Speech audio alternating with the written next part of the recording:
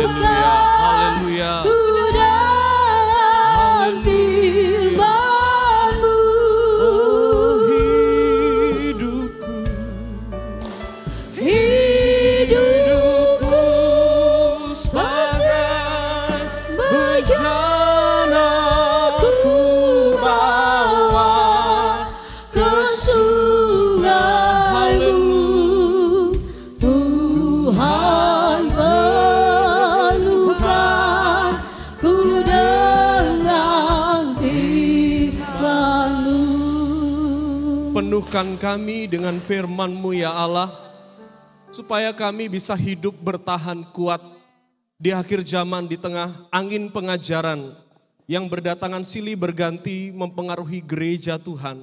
Biarlah firman-Mu membuat kami tetap tegak berdiri, dan kerinduan kami menjadi gereja yang sempurna untuk menyambut kedatangan-Mu ya Tuhan. Urapi kami dengan Roh Kudus-Mu, hamba-Mu yang berbicara dan kami yang mendengar firman-Mu. Di dalam nama Kristus Yesus kami sambut firman-Mu. Haleluya. Amin. Puji Tuhan, silakan duduk. Haleluya. Haleluya. Sekali lagi. Haleluya. Puji Tuhan. Syukur kepada Allah yang sudah mempertemukan kita di tempat ini melalui Gembala Sidang. Terima kasih Oma Pendeta Ivon Awilantu yang sudah mempercayakan mimbar doktrin ini untuk memberikan pengajaran bagi saudara, menguatkan saudara untuk hidup di akhir zaman ini. Saya memberikan satu judul perenungan yaitu menetap supaya kuat. Ya, sekalipun dalam 2 Timotius 3 ayat 10, tapi kita memulainya bukan di dalam ayat itu, saudara ya. Saya memulainya dengan seperti ini. Kita tahu bersama bahwa di akhir zaman ini bermunculan berbagai macam pengajaran. Ya, bisa di next, dilanjutkan. Mohon maaf ini disconnect ternyata. Ya, puji Tuhan. Dari luar gereja atau dari dalam gereja, setelah gerakan Pantekosta itu mulai masuk dalam dunia kekristenan sekitar tahun 1900 dan secara khusus GPDI 1921, di dalam aliran Pantekosta muncul berbagai macam hal-hal baru. Kalau saudara bisa melihat ini, saya sebut gerakan restorasionisme. 1920 ya, ada gerakan gereja lokal di mana mereka sudah tidak lagi sepakat dengan sinode. Gerakan gereja lokal, mereka independen, otonom. Ada juga saksi-saksi Yehua, gereja unifikasi, gereja Tuhan yang Maha Kuasa yang sering saudara jumpai di Facebook.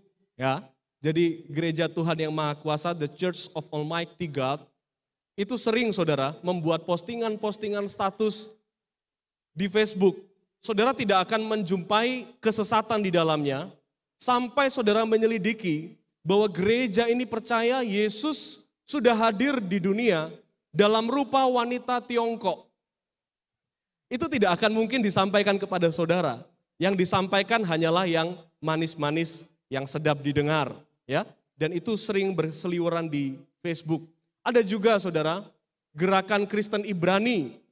Kalau saudara mulai melihat ada gereja-gereja, entahkah itu Pantekosta, karismatik, mereka sudah mulai memasukkan istilah-istilah Ibrani, mulai dari Shalom, kemudian nama-nama Tuhan dalam bahasa Ibrani, ucapan-ucapannya, bahkan ada seorang pendeta yang sangat disayangkan itu teman kita, dia kalau doa sudah mulai pakai bahasa Ibrani. Ya, saya tidak tahu motivasinya apa saudara. Gerakan nama Yahweh, gerakan Yahudi Mesianik, ini mulai menyerang keluar dari tubuh gereja Pantekosta, tapi bukan GPDI ya. Aliran Pantekosta secara global. Ini mulai masuk di dalam gereja Tuhan. Inilah kenapa alasan saudara penting untuk menghadiri ibadah sore hari ini. Untuk mengenali beberapa racun-racun yang mulai bertebaran di sekitar kita. Lanjut lagi, ya, bisa diklik ya. Di dalam gereja juga ada gereja Pantekosta Keesaan. Dia tidak percaya Tritunggal, hanya nama Yesus saja, tetapi dia tidak percaya Bapa, Putra, dan Roh Kudus. Ya, dan itu bertentangan dengan ADART GPDI. Gereja Pantekosta di Indonesia meyakini Tritunggal. Macam-macam saudara, ada juga gerakan karismatik. Bahkan yang terbaru gerakan kerasulan dan kenabian. Mereka percaya Tuhan mengutus rasul akhir zaman untuk memberi otoritas bagi hamba Tuhan yang mau ditumpang tangan. Jadi di luar penumpangan tangan mereka itu tidak sah dan tidak resmi. Saudara, gerakan-gerakan ini masuk di dalam gereja karena mereka sudah tidak lagi memakai label denominasi. Sudah tidak pakai sinode apa. Jadi mereka kerjanya bikin seminar, undang hamba-hamba Tuhan, gembala-gembala dari interdenominasi, kemudian disampaikan pengajaran Allah mereka, dengan kerinduan mereka menyampaikannya kepada jemaat. Ini angin-angin pengajaran yang mulai masuk dalam gereja. Bisa dilanjut lagi saudara. Dari luar gereja ada juga gerakan-gerakan, ya bisa dilanjut lagi. Dari luar gereja itu ada juga angin-angin pengajaran lain. Saudara, mulai dari gerakan pemikiran baru, kalau saudara kerap kali mendengar positive thinking, ayo jadi positive thinking, jadilah berpikir positif, semuanya serba positif. Saya rasa kalau over positive thinking, itu salah. Firman Tuhan tidak mengajar kita untuk positive thinking. Firman Tuhan mengajarkan kita untuk memiliki good thinking, pemikiran yang baik. Pemikiran yang baik itu realistis. Tapi pengajaran seperti ini mulai masuk ke dalam gereja. Kuasa perkataan, ada saudara mendengar khotbah-khotbah seperti itu? Kalau saudara ingin sesuatu, sampaikan dengan kata-katamu berkuasa dan lain sebagainya. Ini mulai masuk ke dalam gereja Tuhan. Seolah-olah kita bisa menghandle, mengatur kuasa Tuhan, itu di tangan kita. Kita perlu tahu bagaimana GPDI memandang hal ini, saudara. Ya, ada berbagai macam pengajaran, baik dari dalam dan dari luar gereja. Dan ini bukan hal yang baru dalam dunia kekristenan. Ini sudah terjadi sejak dulu. Kalau saudara bisa dilanjut lagi. Kalau saudara melihat di dalam masa lalu, di zaman para rasul, gereja Tuhan mula-mula sudah menghadapi berbagai macam angin pengajaran seperti ini. Ya, kita mulai membuka dalam Wahyu pasal 2, ayat yang kedua. Saudara, saya memakai Alkitab terjemahan baru versi yang kedua yang diterbitkan oleh LAI Februari 2023. Jadi kalau ada beberapa perbedaan dari yang Alkitab yang saudara pegang, tidak masalah saudara ya. Ya, Wahyu 2 ayat 2 dalam TB 2, demikian firman Tuhan. Aku tahu segala pekerjaanmu, baik jeripayamu maupun ketabahanmu. Aku tahu bahwa engkau tidak dapat sabar terhadap orang-orang jahat, bahwa engkau telah menguji mereka yang menyebut dirinya rasul, tetapi yang sebenarnya tidak demikian, bahwa engkau telah mendapati mereka pendusta. Ayat selanjutnya, tetapi inilah yang ada padamu, engkau membenci segala perbuatan pengikut-pengikut Nikolaus yang juga aku benci. Uniknya begini saudara, di zaman perjanjian para rasul, gereja Tuhan sudah menghadapi berbagai macam angin pengajaran seperti yang kita hadapi hari ini. Tetapi kalau saudara baca Wahyu pasal 2, dari 7 jemaat Tuhan yang dipuji menjadi gereja yang bertahan dari pengaruh pengajaran asing adalah gereja di Efesus. Ya, jemaat Efesus ini yang kita baca tadi, Wahyu pasal 2 tadi. Jemaat Efesus dipuji Tuhan sebagai gereja yang mampu, coba klik lagi selanjutnya, ya, yang mampu bertahan dalam pengaruh pengajaran asing. Sementara jemaat Tuhan di gereja lainnya sudah tercemar. Ya, jemaat di Pergamus, beberapa anggota jemaatnya menganut pengajaran Bileam dan Nikolaus. Ya, kemudian jemaat Sardis, di situ dikatakan mencemarkan pakaian putihnya. Ini ada satu teologi dalam pakaian putih. Dan saya bangga budaya GPDI yang sejak dulu mula-mula membiasakan jemaatnya untuk memakai pakaian putih. Jangan kasih tinggal itu budaya, amin. Jangan kasih tinggal itu ciri khas dari torang gereja, karena itu ada makna, saudara. Tapi saya tidak sampaikan karena waktu ya. Jemaat Tiatira memberi mimbar kepada pengajar sesat. Jadi mungkin gembala mereka tidak waspada sehingga Tuhan menegur ini jemaat Tiatira karena mimbar diberikan oleh pengajar sesat. Jemaat Laodikia mendapat pengaruh dunia. Nah saudara, dari jemaat-jemaat ini ada jemaat Efesus yang dipuji Tuhan, lanjut lagi. Yang dipuji Tuhan, dia dapat menguji pengajaran asing yang kita sudah baca Wahyu pasal 2 tadi.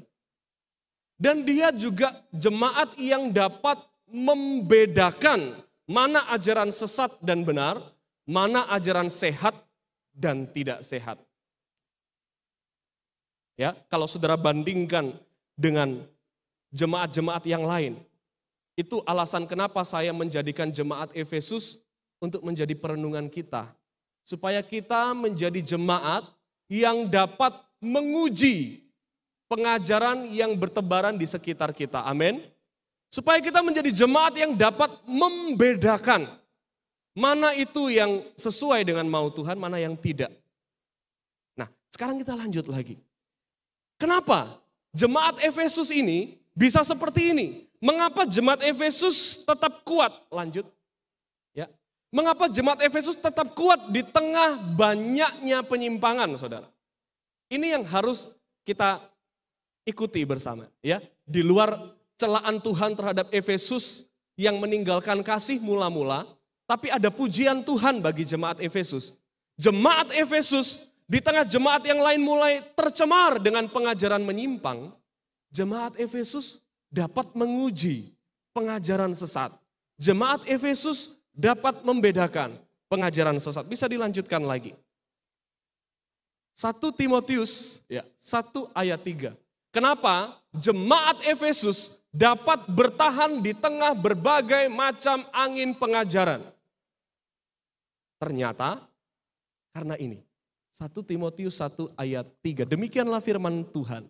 Ketika aku, Paulus maksudnya, hendak meneruskan perjalananku ke wilayah Makedonia, aku telah mendesak engkau, yaitu Timotius, untuk tinggal di Efesus. Ya, jadi ternyata ini Paulus sudah tahu ada berbagai macam angin pengajaran. Paulus utus Timotius untuk tinggal di mana saudara? Efesus. Tinggal di Efesus dan memperingatkan orang-orang tertentu. Lanjut lagi. Di dalam 2 Timotius 3 ayat 14. Dan ini prinsip yang diajarkan oleh Paulus kepada Timotius untuk diteruskan kepada jemaat di Efesus. Makanya jemaat Efesus dalam kitab Wahyu menjadi satu-satunya jemaat yang dapat bertahan di tengah angin pengajaran yang masuk dalam gereja pada waktu itu. Apa prinsip yang diajarkan oleh Paulus? Hendaklah engkau tetap berpegang pada kebenaran yang telah engkau terima dan yakini dengan selalu mengingat. Saudara, ini penting untuk saudara ikuti penjabaran khotbah selanjutnya. Selalu mengingat orang yang mengajarkan kepadamu, ya. Selalu mengingat orang yang sudah mengajarkan. Ini perlu diingat karena ini kunci untuk kita terus dalam firman Tuhan pada kali ini. Surat 1 dan 2 Timotius adalah alasan mengapa jemaat Efesus kuat. Dan inti dari surat ini atau prinsip yang diajarkan, bisa lanjut. Yang diajarkan adalah menetap di dalam gereja hasil dari penginjilan. Ya, saya ulangi lagi ya. Menetap di dalam gereja hasil penginjilan. Ini prinsip yang diajarkan oleh Paulus kepada jemaat Efesus.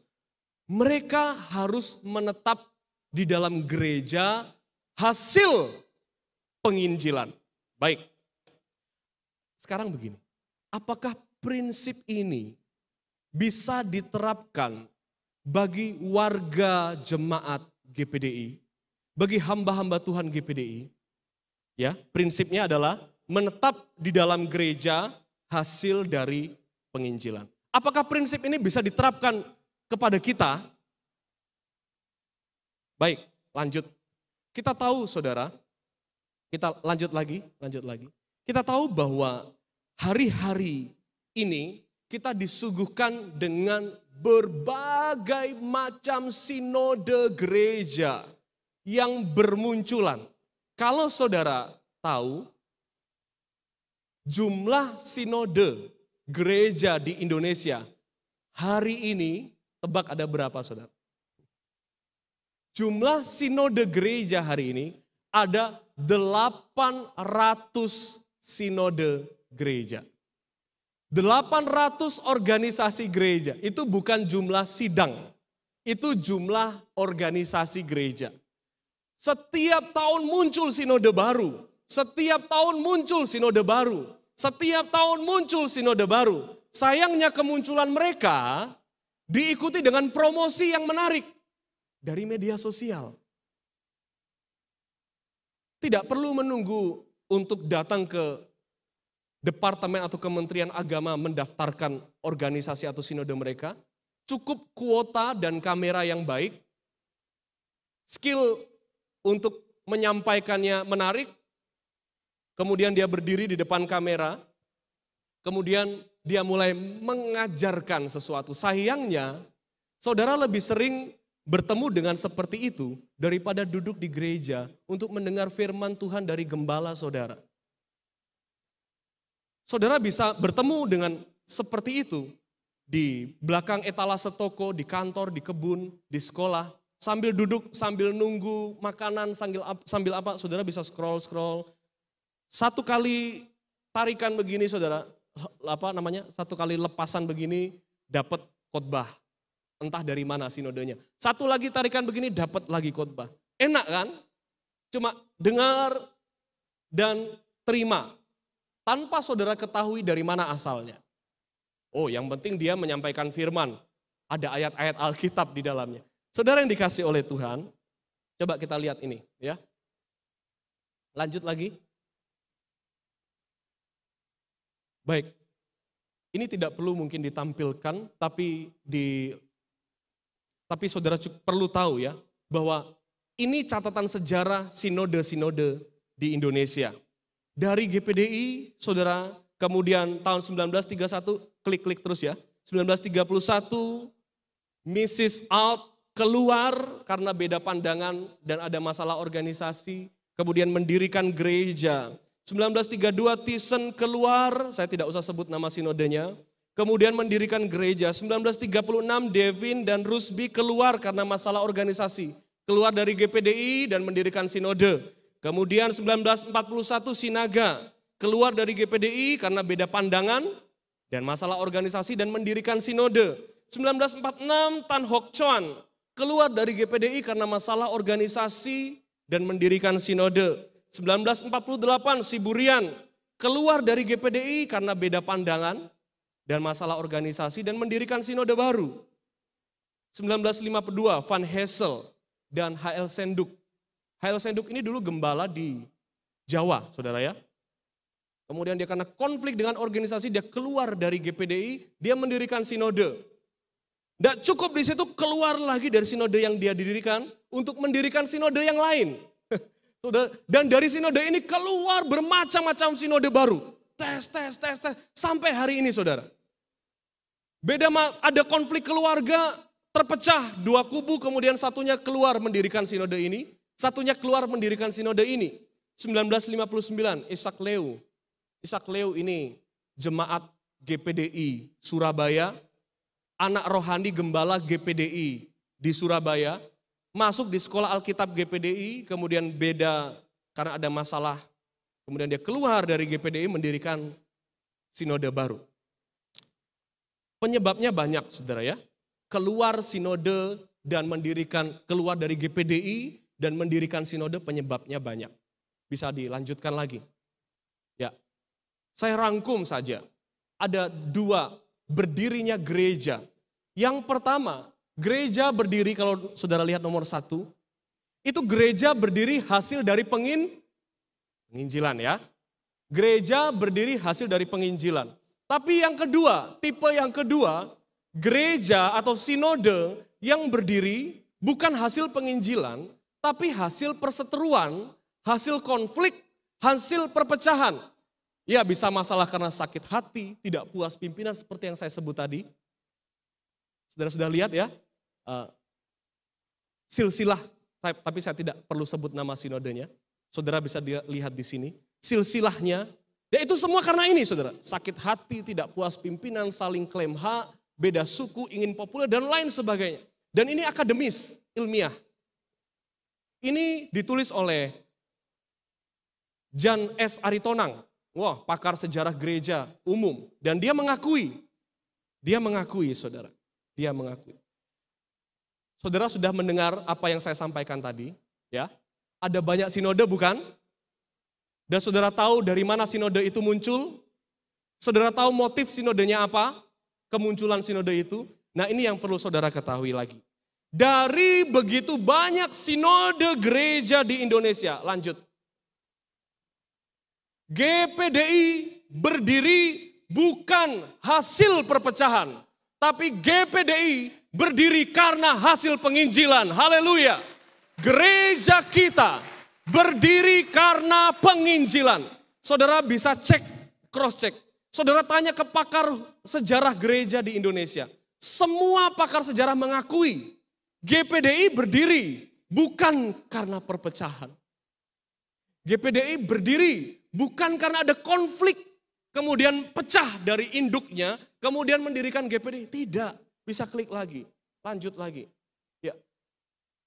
Kalau saudara melihat ini hamba-hamba Tuhan diutus dari Amerika, Gembala W.H. Ofler mengutus 2 keluarga, Bruce Beck dan Richard Van Cleveren.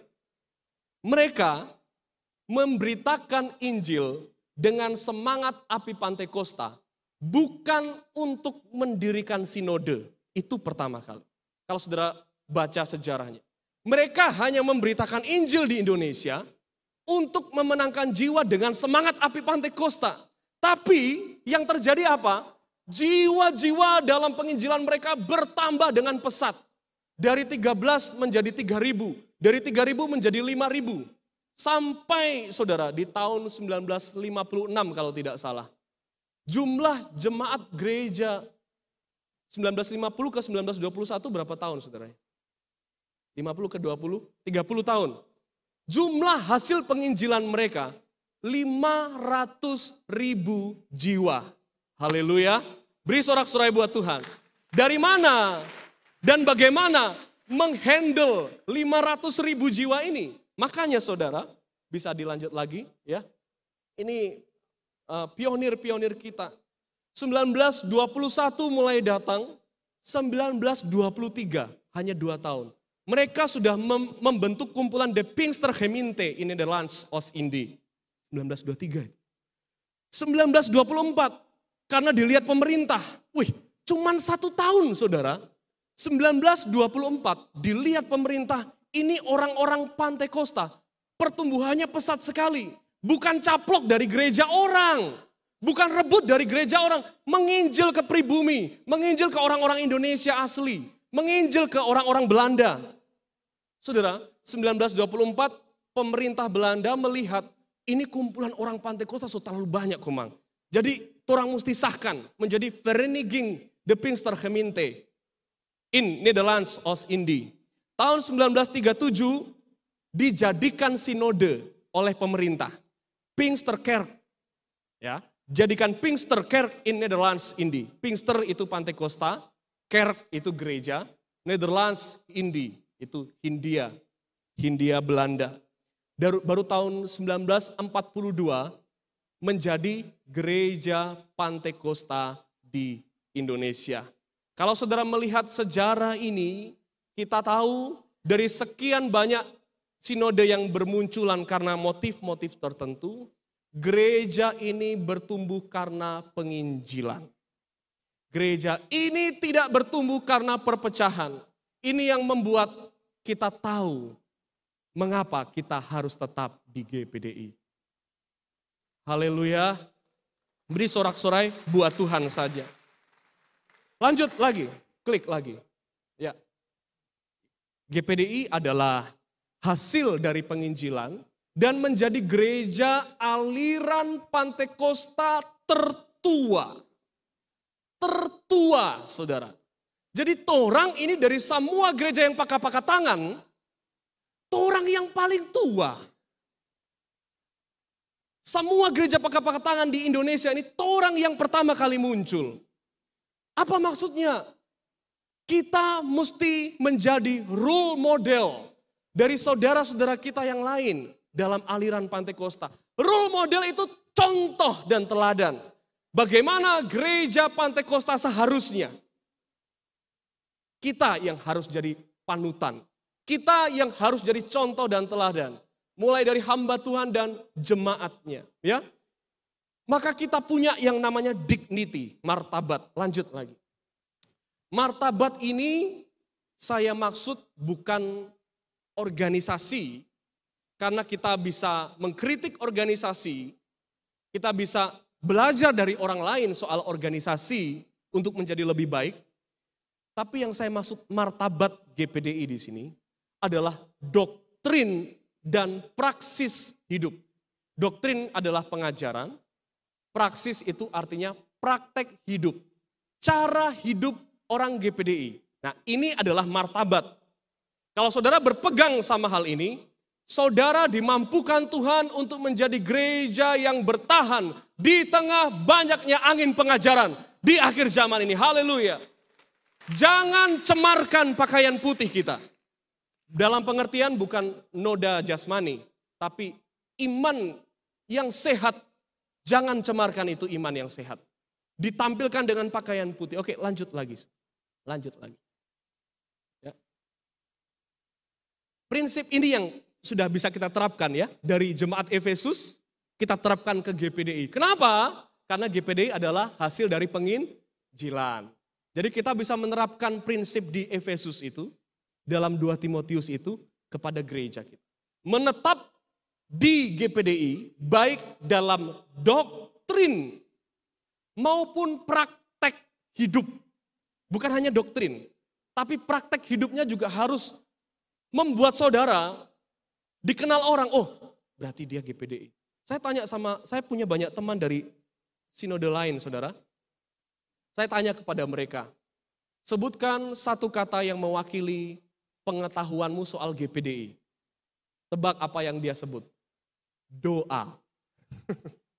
Ya udah, 2 kata. Doa dan puasa. Jadi orang kenal itu GPDI doa, puasa, doa, puasa, doa, puasa. Menyerah, menunduk dan berkorban bagi Tuhan. Haleluya. Mengaku dosa dan tunduk oleh firman. Dan juga berpuasa, menyangkal diri. Orang so tahu semua itu. Meninggalkan praktek itu, meninggalkan GPDI. Meninggalkan gaya hidup itu, meninggalkan GPDI. Saudara, lanjut lagi ya. Bagaimana menerapkan prinsip ini? Kita lanjut. 2 Timotius 1 ayat 13. Peganglah segala sesuatu yang telah engkau dengar. Rasul itu banyak. Tapi untuk di Efesus, Paulus secara spesifik berkata, dari aku. Ya, jadi sekalipun imannya itu bisa dari Petrus, Yakobus, Yohanes.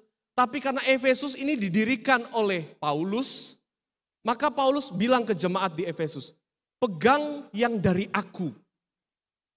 Sekalipun hamba Tuhan lain juga benar, tapi yang dari aku.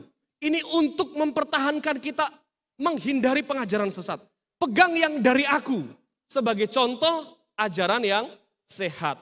Ipotiposin eche, ihye nonton logon, on par emu ikiusas. Coba saudara lihat, ihye nonton logon itu artinya ajaran yang sehat.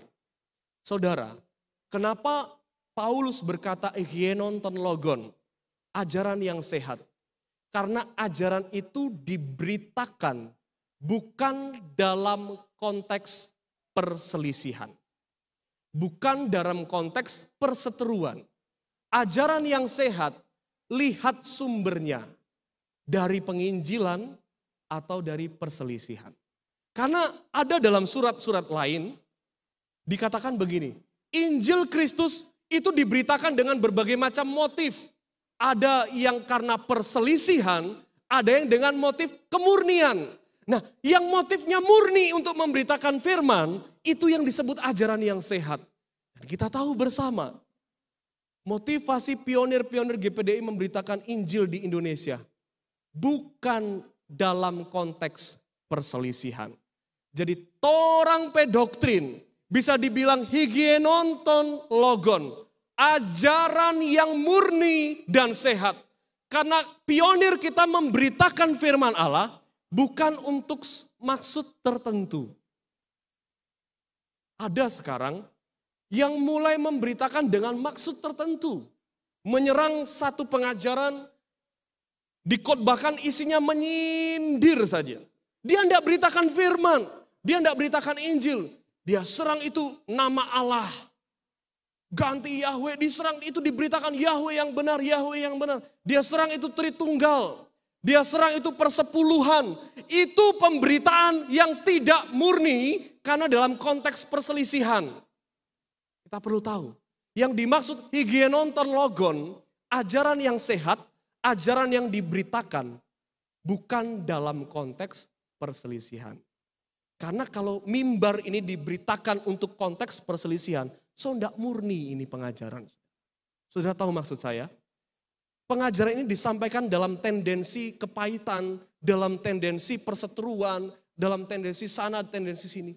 Syukur kepada Allah, mimbar GPDI diberitakan bukan dalam konteks perseteruan.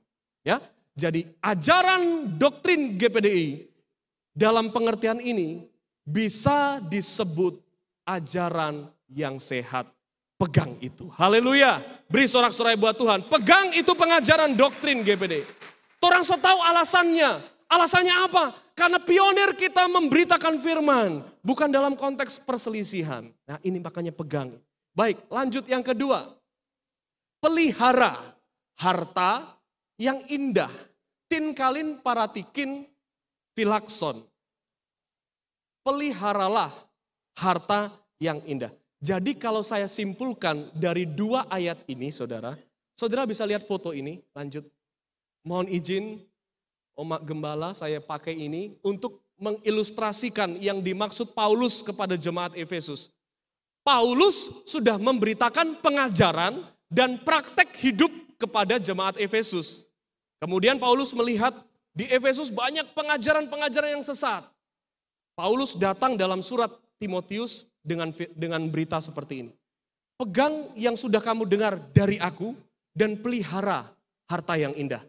Maksudnya adalah pegang itu begini. Ini obor dari Paulus diberikan kepada hamba Tuhan yang meneruskan Paulus, diberikan lagi kepada jemaat Tuhan. Ini tidak boleh ganti obornya, saudara. Pegang yang dari aku, ini tidak boleh diganti.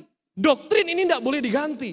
Mau ada berbagai macam seminar baru, mau berbagai macam hal-hal menarik di luar sana, ini obor tidak boleh ganti, haleluya. Ini doktrin tidak boleh ganti. Lalu yang kedua, pelihara harta yang indah. Maksudnya begini, di obor ini kan ada api. Toh? Jadi yang dimaksud bukan cuma pegang, jaga juga tuh api tetap berkobar, haleluya. Api itu tetap murni, api Pantekosta, haleluya, haleluya, haleluya. Api itu tetap murni, api Pantekosta. Jangan orang cuma pegang doktrin GPDI, oh saya jemaat GPDI, saya memegang doktrin GPDI. Martorang pe praktek hidup, so mulai sama dengan orang lain. Yang gak pernah diajarkan di GPDI, yang gak pernah diajarkan oleh hamba-hamba Tuhan GPDI. Itu cuman pegang doktrin, tapi tidak pelihara apinya. Jemaat GPDI Samratulangi, pegang doktrin GPDI dan pelihara apinya tetap menyala sampai Tuhan datang. Haleluya. Kalau saudara pegang ini firman, tidak usah takut ribuan pengajaran sesat bertumbuh di luar sana. Waktu Tuhan datang, Tuhan lihat kita sebagai mempelai yang jubahnya tetap putih di hadapan Tuhan. Haleluya. Betapa banyak orang yang mulai mau mencemarkan pakaian putih. Baik, lanjut lagi. Apa yang dipegang? Ya, ini sudah saya sampaikan. Lanjut, saudara. Ya, engkau telah mengikuti. Nah, ini yang saya bilang. Bukan hanya doktrin. Bukan hanya pengajaran GPDI. Coba lihat Paulus bilang apa? Kepada jemaat Efesus. Engkau mengikuti ajaranku. Apa berhenti sampai di situ? Tidak. Cara hidupku juga. Tujuanku, imanku, kesabaranku, kasihku dan ketekunanku. Lanjut lagi. Ya. Kata mengikuti itu follow closely. Jadi mengikut dari dekat. Ya. Kalau itu pionir GPDI yang paling di depan, gembala. Ya, yang disebut mengikuti di ayat ini, itu cuman domba yang dekat sama gembala. Kalau yang tuh domba yang di belakang ini itu tidak follow closely. Dia mengikuti tapi tidak dari dekat. Dia cuman mengikuti tapi dari jauh. Sudah mulai tercemar ajaran ini, mari tetap GPDI. Tapi ini telinga sudah mulai membuka kepada pengajaran-pengajaran asing. Yang Tuhan maksud follow closely. Ikut dari dekat. Seperti domba yang dekat dengan gembala itu. Kalau itu adalah pionirnya, orang mesti jadi domba yang dekat di gembala yang memimpin kita. Dan gembala itu adalah pionir GPDI. Diteruskan kepada hamba Tuhan GPDI dan kepada saudara. Haleluya. Ikuti ajaranku, cara hidupku dan seterusnya. Lanjut lagi. Ya, ini sudah mulai akhir-akhir. Lanjut, klik lagi. Ya. Yang dimaksud menetap, ya, seperti saya sudah katakan tadi, menetap itu memegang doktrin dan memelihara praktek hidupnya. Bisa dilanjut lagi. Ya, ini saya jabarkan dari ayat tadi. Ya, ajaranku, cara hidupku, pendirianku, imanku, kesabaranku, kasihku, dan lanjut lagi, satu kali lagi, ada pengalaman hidup, ayat 11. Saudara tidak akan kebingungan dengan berbagai macam angin pengajaran. Kalau saudara terapkan ini firman Tuhan. Kita kan tadi nyanyi, Tuhan penuhi aku dengan firman-Mu. Ini firman yang akan memenuhi hati saudara. Ini firman yang membuat saudara tetap bertahan di ajaran yang sehat. Haleluya. Lanjut lagi. Paulus mengingatkan karena dengan cara ini Tuhan membebaskan dia dari penderitaan. Kalau sekarang kan sudah bukan penderitaan. Konteksnya sekarang adalah kenyamanan. Ya, gereja mulai diliputi oleh kenyamanan dari dunia. Tapi kalau torang memegang cara hidup pionir-pionir GPDI mula-mula, torang bisa terbebas dari jebakan kenyamanan. So pasti itu saudara. Saudara mau ibadah dimanapun, saudara tetap punya api yang sama. Hati penyembahan saudara tidak dipengaruhi oleh aransemen musik. Penyembahan saudara hanya dipengaruhi oleh Roh Kudus saja. Itu cara GPDI mula-mula, saudara. Jangan, saudara, harus disetting baru aku. Tapi kalau sudah ibadah di tempat-tempat yang sudah biasa nih, seperti nggak nyaman. Itu bukan GPDI. Halo, itu bukan GPDI. GPDI dimanapun. Mau di tempat panas, di tempat dingin, mau ada atap, tidak ada atap, di pinggir pantai, di atas gunung, tetap haleluya, tetap haleluya, tetap haleluya. Itu GPDI ya. Jadi kalau saudara mulai menjadikan musik instrumen itu yang mempengaruhi tubuh saudara, saudara mulai meninggalkan praktek hidup GPDI. Lanjut lagi ya, lanjut lagi. Memang setiap orang yang mau hidup beribadah di dalam Kristus akan menderita aniaya. Sedangkan orang jahat di akhir zaman ya, yang mempengaruhi gereja Tuhan dan penipu yang mempengaruhi gereja Tuhan akan semakin bertambah. Mereka menyesatkan dan disesatkan. Lanjut lagi. Mereka akan disesatkan dan menyesatkan. Namun hendaklah engkau tetap berpegang pada kebenaran yang telah engkau terima dan yakini. Mari kita baca sama-sama di kalimat merah. 3, 2, 1. Dengan selalu mengingat orang yang telah mengajarkannya kepadamu. Amin. Lanjut lagi. Ya. Ingatlah juga bahwa sejak kecil engkau mengenal. Ya, sejak kecil kita di GPDI, kita harus pertahankan itu. Lanjut lagi. Baik. Saya ini bagian terakhir saudara ya. Saya mau tampilkan satu tulisan dari akademisi tentang keadaan gereja Pantekosta. Tapi bukan GPDI ya. Gereja Pantekosta secara global. Sayangnya saat ini identitas, ini ditulis oleh Simon Chan dalam Worshiping God in the Spirit and Liturgically. Malaysian Pentecostal Journal tahun 2023. Ditulis begini. Sayangnya saat ini identitas Pantekosta sebagian besar dibentuk oleh liturgi sekuler yang telah menemukan jalan mereka ke dalam ibadah masa kini. Yang menurut sejumlah sarjana telah menunjukkan, perhatikan, melemahkan pembentukan identitas gereja yang stabil. Lanjut lagi. Gereja Pantekosta, ini bukan GPDI, tapi pada umumnya di dunia. Gereja Pantekosta tanpa berpikir, merangkul apapun. Oh Tuhan, kiranya dijauhkan itu dari kita ya. Merangkul apapun yang kebetulan menjadi mode kekinian dan telah menyebabkan mutasi yang cepat. Karena mulai adanya perubahan di dalam gereja Pantekosta, makanya beberapa gereja Pantekosta krisis identitas. So kehilangan tuh Pantekosta asali. Ya ini Samuel Chan dalam jurnalnya. Pas saya baca, pas saya lihat ini, oh puji Tuhan untuk GPDI, torang belum dan tidak akan kehilangan identitas kepantekostaan kita. Haleluya. Itu sebabnya firman ini menjadi penguat bagi kita. Karena ada mulai berbagai macam gereja Pantekosta kehilangan identitas. Karena bentuk-bentuk sekuler sudah mulai masuk. Mereka krisis identitas. So kehilangan tuh jati diri kepantekostaan mereka. Nah torang sebagai gereja Pantekosta tertua jadi contoh. Amin. Mesti jadi model. Ini loh gereja Pantekosta. Ini loh orang Pantekosta. Mesti tunjukkan itu kepada adik-adik gereja kita yang lanjut lagi ya. Ya, ini yang terakhir saudara. Ajaran yang mulai masuk di gereja. Ini sering ketemu di Instagram dan hati-hati anak-anak muda. Influencer mulai memberitakan, mempromosikan gereja tanpa tembok. Artinya apa? Sudahlah, enggak usah itu sinode-sinodean.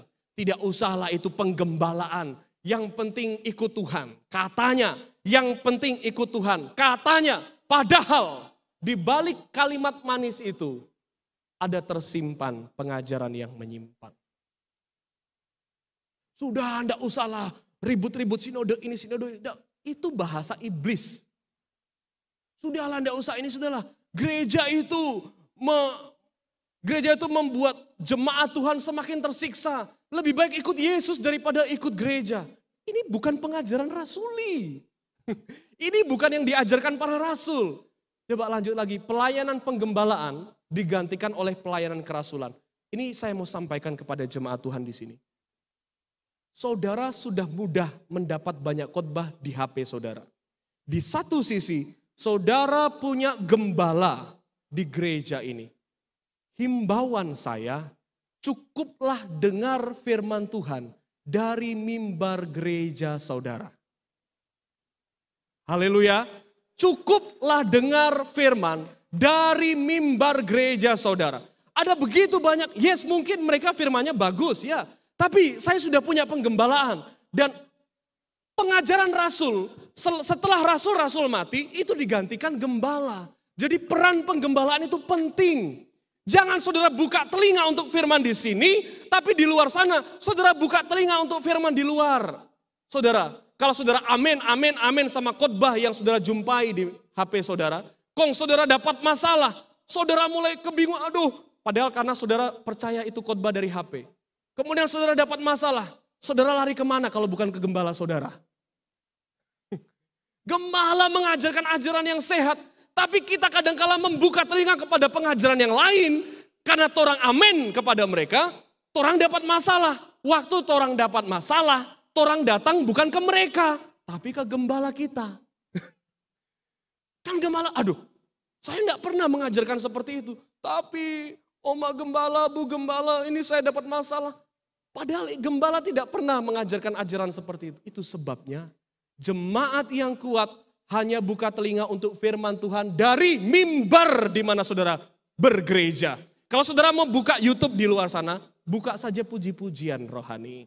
Buka saja lagu-lagu. Saya punya kanal YouTube, kalau saudara bisa cek di YouTube, itu Keluarga Philadelphia nama channel YouTube-nya.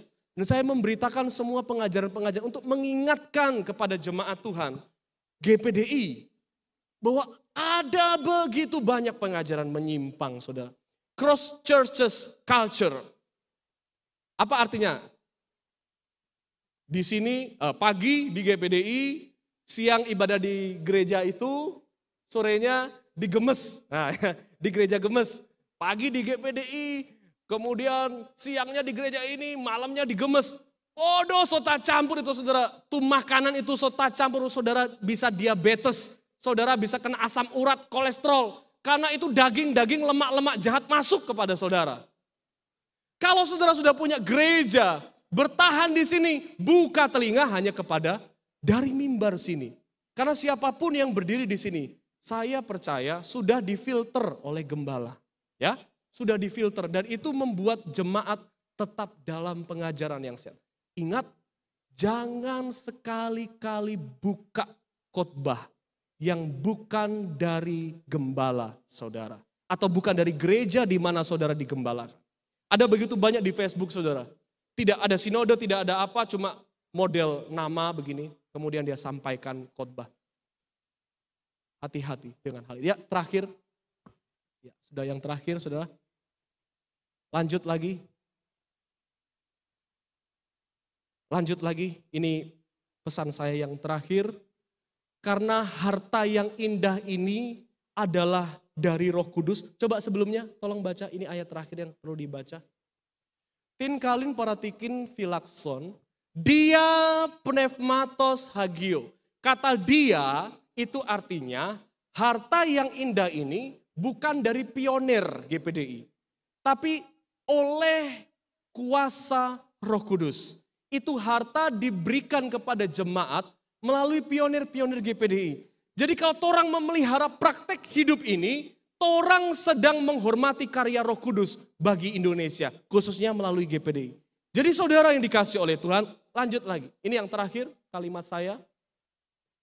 Karena harta yang indah ini adalah dari Roh Kudus, maka harta tersebut praktek hidup GPDI, doktrin GPDI harus dan hanya dapat dipelihara oleh kekuatan, kuasa, dan pengurapan Roh Kudus saja. Haleluya, haleluya, haleluya. Kiranya kasih Kristus menyertai kita senantiasa. Puji Tuhan, kita tundukkan kepala kita. Di bagian akhir kita meminta kekuatan Roh Kudus untuk memelihara harta yang indah ini. Kita mengucap syukur, Tuhan sayang Indonesia. Dan Tuhan kirim penginjil-penginjilnya. Rusbeck dan Van Cleveren. Dan diteruskan kepada kita sekarang dalam rumah GPDI. Pegang apa yang sudah kita terima dari mereka. Pelihara praktek hidup mereka. Maka kita akan diselamatkan dari berbagai macam pengajaran yang haleluya. Haleluya. Haleluya.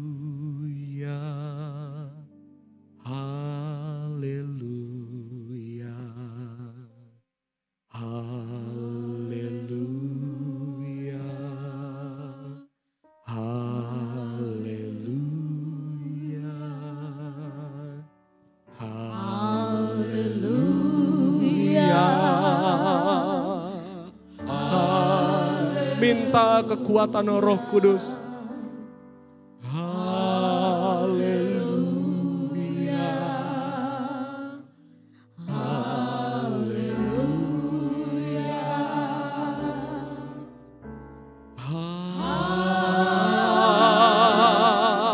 Mari kita bangkit berdiri.